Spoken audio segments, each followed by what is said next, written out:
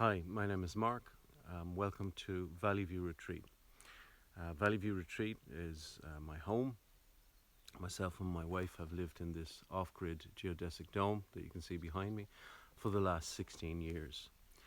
The heart of any off-grid system is its electricity generation. We don't seem to be able to survive without electricity anymore, and it certainly makes life more convenient. Our system is solar. And today I'm going to take you through our solar system and why we made the choices that we did. Our system is a 48 volt system.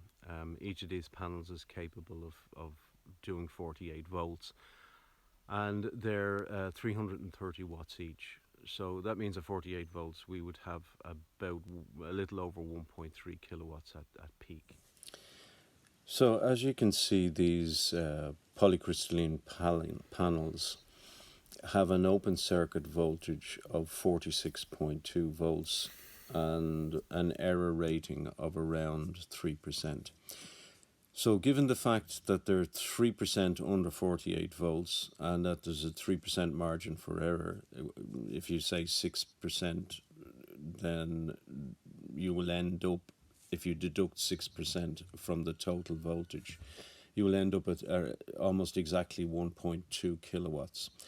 And surprisingly enough, that's exactly what I tend to get at peak. I get 1.23, 1.24 as a maximum.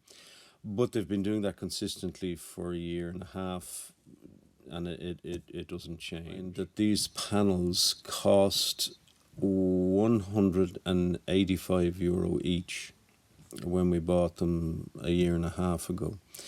When we moved here first, a 320 watt polycrystalline panel, and not as efficient as these because they've become more sophisticated over time, but one of those panels would have cost us over €1,100, or the equivalent of €1,100.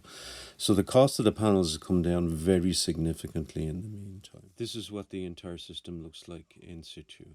The batteries are in the cabinet below, and the inverter is the large white box above. The batteries are Pylon Tech lithium-ion batteries with a nominal voltage of 2.4 and usable of 2.2 kilowatts. We have two of them, so it works out at about 4.4 kilowatts total. The inverter is a pure sine wave Axpart 5 kilowatt inverter. It gives you all the information you need, what the solar panel's producing, what the draw is. It will also tell you what the source of the power is. If you're on mains, it'll tell you that, or if you're drawing from the battery or from the solar panels. It gives you the state of the battery. It's not entirely accurate with lithium ion, but it's good enough, and the batteries itself are giving you this more specific information. We used it up to about a draw of 2.5 kilowatts. We use a standard household distribution box with two circuits and a main breaker. This is our generator. It's a backup for our solar power, and when the weather gets really bad and stays that way for more than 3 or 4 days, we can use this generator to top our batteries up. Also, if I've got really extreme loads that I'm using a lot of power tools all at the same time, and I'm trying to heat water as well in the house, sometimes I'll pop this on just so that I don't overstress the system. It's a diesel generator, and this one, to the best of my knowledge, is about 4.8 or something, 4.8 kilowatts.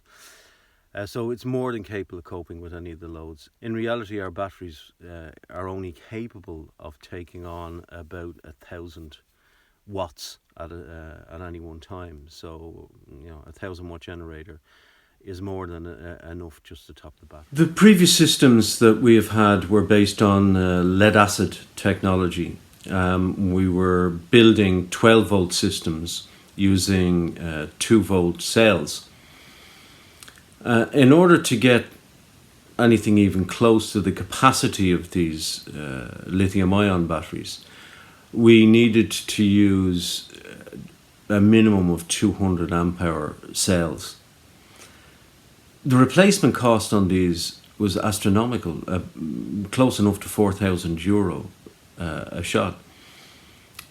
The cost for the entire lithium-ion system, including the panels, the installation cost, the inverter, and the two lithium-ion batteries, was less than €4,000. So the costs of this technology has come down very significantly. And the maintenance on lithium-ion is virtually nil, whereas we were constantly having to fiddle with the lead-acid batteries.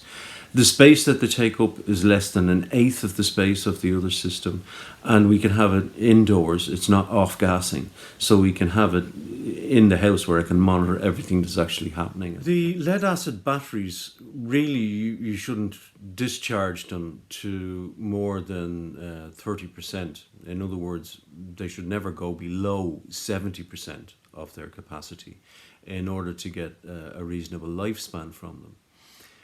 Even, doing that with those big cells that we were using, you're talking about a lifespan of somewhere between 1,000 and 1,500 cycles, discharges and recharges. However, I never got anywhere even close to that with them. I reckon maybe we were looking at 800 possibly discharges, and that was only to 30%. 30% discharge and back again before you started to see very, very significant decrease in their capacity. With the lithium ion, they're actually rated for 6,000 complete cycles, completely discharged and recharged. Even if you were to only get half of that, it's so much longer than you get from the lead acid, with virtually no maintenance whatsoever, and the replacement cost being significantly cheaper. There's really no comparison. It's fantastic. It's worked really well for us.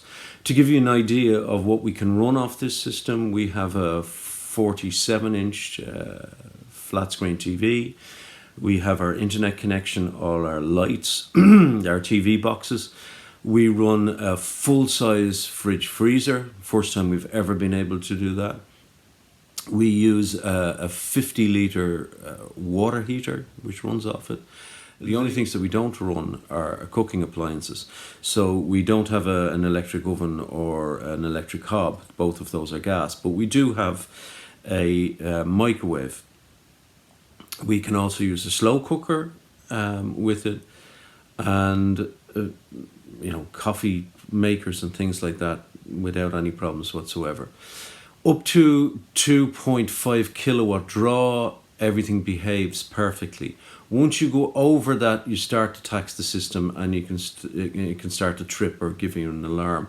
But 2.5 kilowatts for a relatively small household is more than adequate. It works really well. I can't fault it. If you have any questions about the system or something that I haven't covered, please let me know in the comments. I hope you've enjoyed getting a feel for the system that we actually use. I know it wasn't all that in depth, but you did get to see most of it. Until next time, take care. Bye-bye.